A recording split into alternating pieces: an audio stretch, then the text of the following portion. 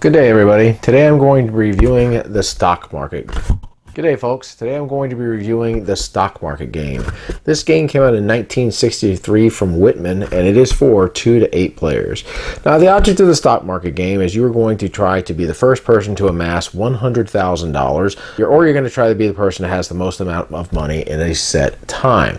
Mainly what you're going to be doing in this game is you're going to be buying stocks, you're going to be selling stocks. They have a rather unique ruler that goes up and down to show you the different stock prices. And of course you have to be careful that you don't end up losing stocks at the cheapest price or having to pay different fees. So let's show you the stuff. Okay guys, so we'll go ahead and start off with the components, and right here we'll start with the game board. There are a whole bunch of spaces here I'm going to talk about, but one of the cool features here is this little stock market table over here. You've got 8 different stocks in the games that you can buy, and there are Alcoa, American Motors, J.I. Case, General Mills, International Shoe, Maytag, Western Publishing, and Woolworth. And the stocks are going to be going up and down throughout the game. And on this side of the board, this is the low part of the stock, and the high part is going to be over here. And on this side, it's opposite. The low is going to be over here, and the highs are going to be over here.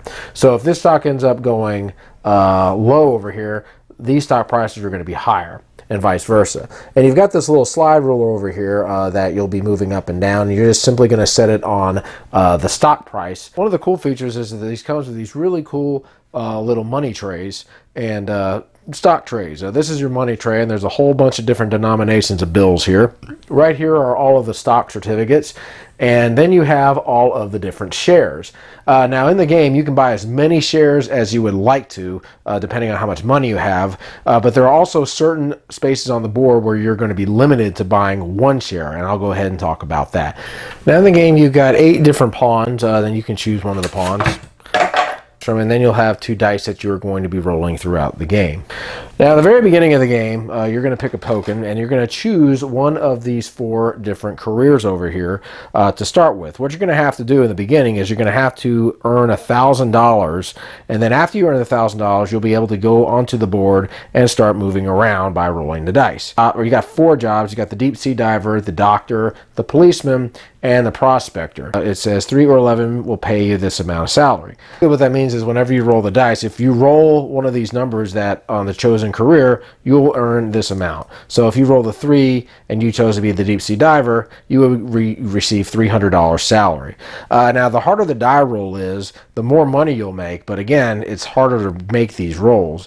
Now the policeman, you'll earn a $100 salary, but you'll get a 5 or a 9, so you have a much better chance of rolling that number, but you'll make less. Now, if you decide to, before you roll the die, you'll be able to change jobs. If you're having a hard time trying to get this, you could just simply move it to, say, someplace over here, and then try for this. Each person is going to roll, and whenever you reach $1,000 or more, you're going to go ahead and start on one of these start spaces over here. So let's just say we decide to start here. So the first thing you're going to do is you're going to go ahead and pay a $100 fee. And the stock market table is going to be set here in the middle, as you can see. Now, you'll note that there are arrows here on the board. This simply means, let's just say I had rolled the die and I was over here.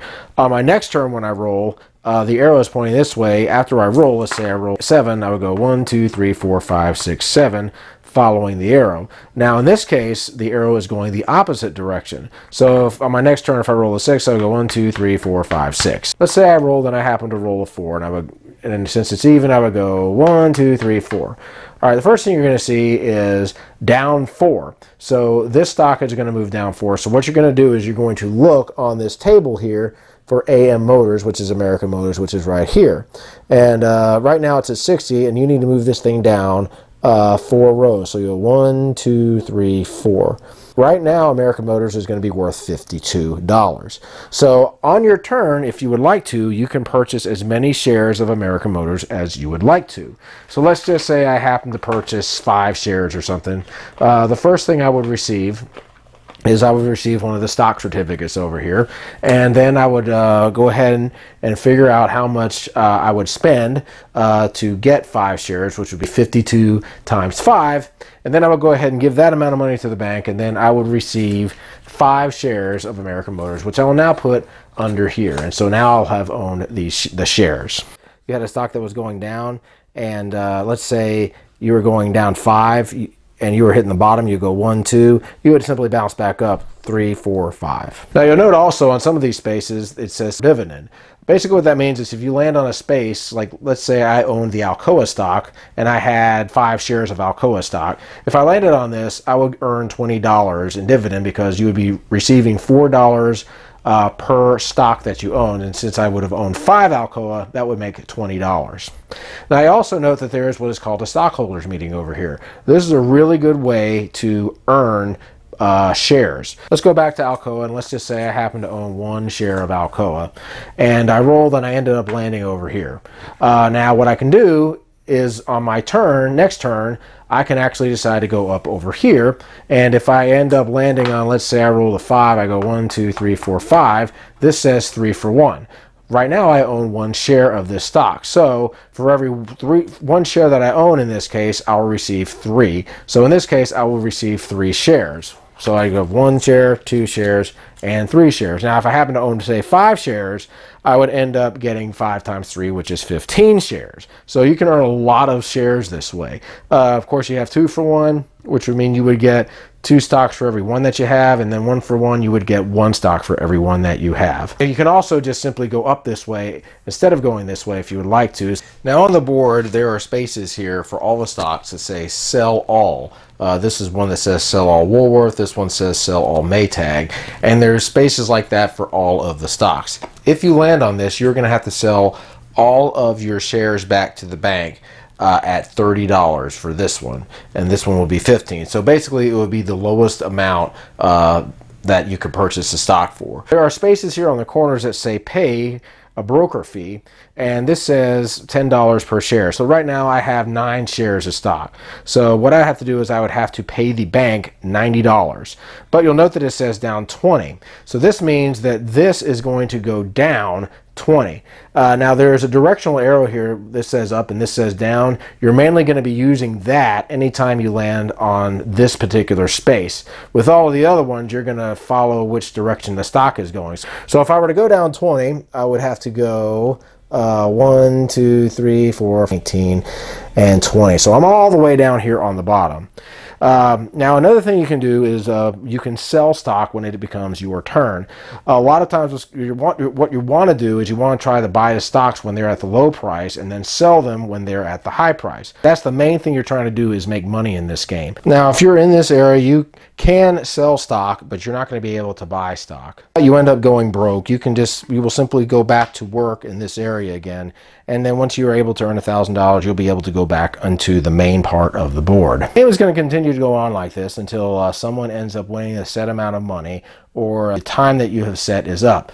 What you're going to do is you're going to add up all your cash and all the stock at the current board price, and whoever has the most amount of money by the end of the game is going to win. And that, folks, is stock market.